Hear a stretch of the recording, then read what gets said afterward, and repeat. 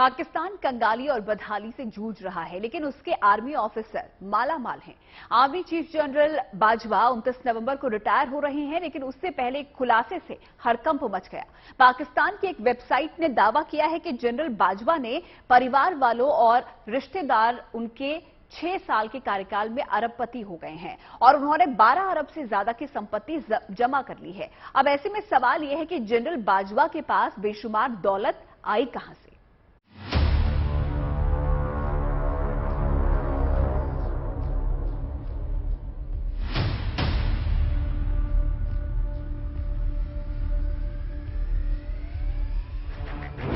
पाकिस्तान के सेना प्रमुख जनरल कमर जावेद बाजवा अपनी विदाई से पहले खूब सुर्खियां बटोर रहे हैं।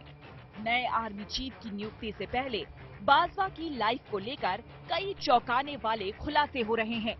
बाजवा के परिवार की संपत्ति को लेकर एक पाकिस्तानी वेबसाइट ने बड़ा खुलासा किया है।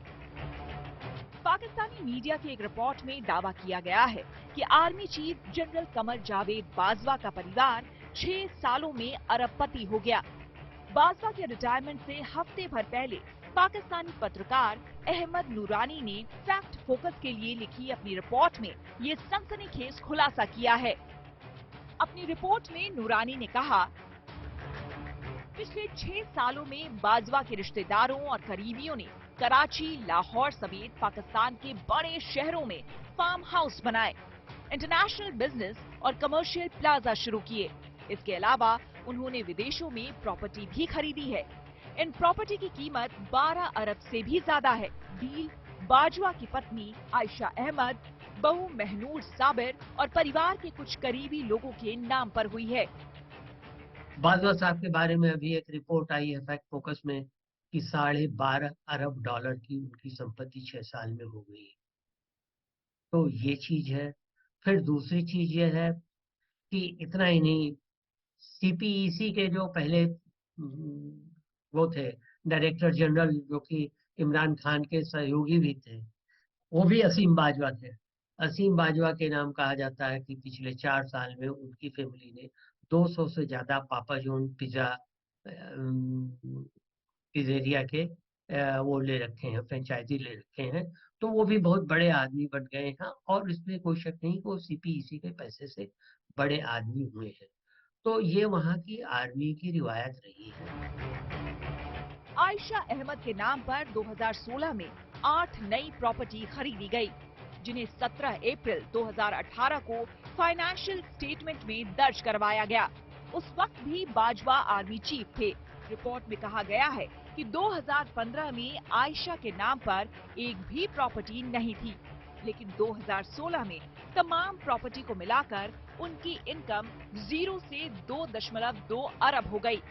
ठीक इसी तरह बाजवा की बहू महनूर साबिर के नाम पर भी कई प्रॉपर्टी खरीदी गई। 2018 में शादी के एक हफ्ते के अंदर ही महनूर की इनकम 0 से करीब 1 अरब हो गई। साल 2013 के इनकम टैक्स रिटर्न में बाजवा ने बताया था कि उनकी पत्नी के नाम पर सिर्फ 3 संपत्तियां हैं। लाहौर में 2 कमर्शियल प्लॉट और एक इस्लामाबाद में, जिसकी कुल घोषित कीमत 70 लाख रुपए थी। रिपोर्ट के अनुसार सेना प्रमुख बनने के बाद 2017 में उन्होंने संपत्ति के विवरण में 3 बार संशोधन किया।